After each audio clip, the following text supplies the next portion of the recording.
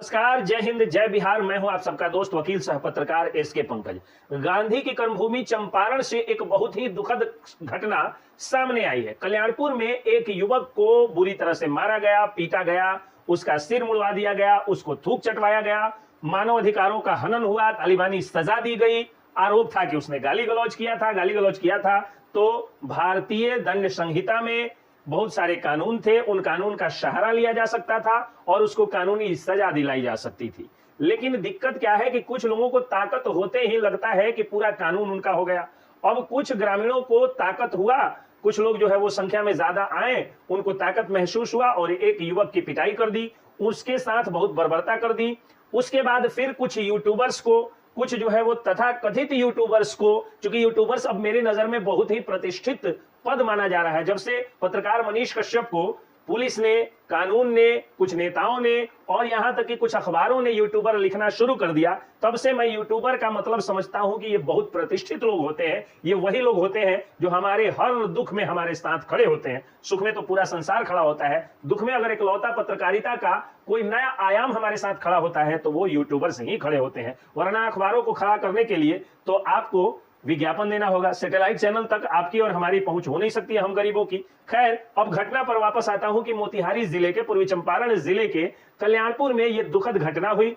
और कल्याणपुर थाना क्षेत्र में जब यह घटना हुई तो यह घटना दो लोगों के बीच थी। एक विकृत मानसिकता का एक झुंड एक युवक पर टूट पड़ा बर्बरता से, और मामला बस इतना था, विकृत मानसिकता का, आपराधिक मानसिकता का, हिंसक मानसिकता का और गांधी की अहिंसा की धरती पर हिंसा का यह मामला था। लेकिन कुछ मानसिक रूप से बीमार यूट्यूबर्स उसको जातीय रंग देने लगे। अब क्या हुआ कि जब जातीय रंग देने लगे तो जाति के एक बहुत बड़े ठेकेदार संतोष रेणु यादव वहां पहुंच गए और पहुंच करके वो आरोप लगाने लगे कि भाजपा के सांसद जिस जाति से आते हैं उसी जाति के लोगों के द्वारा यह किया गया है। अब सोच करके देखिए, जो पीड़ित पक्ष है, जो पीड़ित युवक है, उसके जाति के लोग आज सत्ता में बैठे हैं और बिहार की सबसे बड़ी पार्टी है और बिहार की सत्ता में बराबर की भागीदारी में है। और जिस कल्याणपुर क्षेत्र की बात हो रही है वहां उस पीड़ित युवक के जाति के ही विधायक जी हैं, फिर भी आरोप लगाया जाता है सांसद के ऊपर। कुछ लोग कहते हैं कि बहुजनों के ऊपर सवर्णों का यह अत्याचार है, जबकि आप लोगों ने देखा होगा कि इसी तरह की तालिबानी सजा जब खेसारी लाल यादव ने पंकज सिंह को दी थी तो उसका भी विरोध सारे सवर्णों ने, अवर्णों ने, बहुजनों ने, दलितों ने, ब्राह्मणों ने, हिंदुओं ने और मुसलमानों ने, सबने किया था।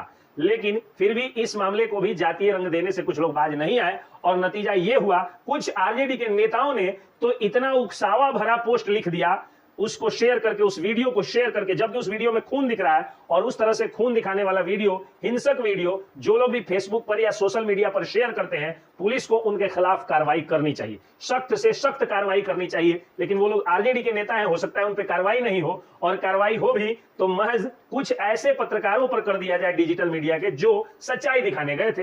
हिम्मत तो है नहीं कि संतोष रेणु यादव जो खुलेआम जातीय रंग दे रहे थे, एक अपराध को जातीय रंग दे रहे थे, उनके खिलाफ कुछ कर दिया जाए। तरह का कोई भी हिम्मत दिखाने वाला काम बिहार की सरकार नहीं कर सकती है। बिहार की सरकार में जातीय संघर्ष आए दिन हो रहे हैं, लेकिन सरकार में बैठे हुए अफसरों, सरकार में बैठे हुए घूसखोर अफसरों, अहंकारी अफसरों, सरकार में बैठे हुए नेताओं, सत्ता में बैठे हुए नेताओं या विपक्ष में भी बैठे हुए किसी पद पर बैठे हुए, यानी विधानसभा और संसद में बैठे हुए नेताओं पर न कोई एफआईआर होता है, न केस होता है। केस हो जाता है तो मामूली लोगों पर और हम जैसे मामूली गरीबों पर। होता क्या है, उसके बाद अब इस मामले में एसपी साहब का बयान आया है। एक बहुत ही प्रतिष्ठित मीडिया के एडिटर इन चीफ के मुंह से मैंने सुना कि एसपी कांतेश मिश्रा ने कहा है कि जो लोग भी जातीय संघर्ष फैलाने की कोशिश कर रहे हैं और जातीय रंग दे करके और वीडियो को वायरल करने की कोशिश कर रहे हैं, उन सभी पर एफआईआर होगा और उन सब पर कार्रवाई होगी। तो ये एक अच्छी पहल है बिहार पुलिस के द्वारा और मोतिहारी पुलिस के द्वारा। और सच्चाई बात यह है कि क्राइम क्राइम होता है, वो किसी जात का नहीं होता है, वो किसी धर्म का नहीं होता है। अगर ये जातिवादी मानसिकता होती कि हाँ सवर्णों ने दलितों पर अत्याचार किया है, या वैश्यों ने दलितों पर अत्याचार किया है, या दलितों ने ब्राह्मणों पर अत्याचार किया है, या हिंदुओं ने मुसलमानों पर और मुसलमानों ने हिंदुओं पर अत्याचार किया है, तो ये लोग तब कहां थे जब खेसारी लाल यादव शरेआम इसी तरह से पंकज सिंह को उठवा करके और उसकी पिटाई करवाते हैं और कानून को हाथ में लेते हैं। तो इस मामले को जितना हो सके आग में पानी डालने का काम करिए, आग में घी डालने का काम मत करिए। और मैं मानता हूं कि जाति सिर्फ दो होती है, एक अमीर और एक गरीब। अगर दो यादव हैं, एक अमीर है एक गरीब है, तो जो अमीर होगा उसका स्टेटस अलग होगा, जो गरीब होगा वो उसका स्टेटस अलग होगा। ठीक उसी तरह से दो भूमियार हैं, दो राजपूत हैं, दो वैश्य हैं, दो दलित हैं, दो ब्राह्मण है, दो हिंदू हैं, दो मुसलमान हैं। अगर वो अमीर है तो अमीर का अलग स्टेटस होगा, गरीब है तो अलग स्टेटस होगा।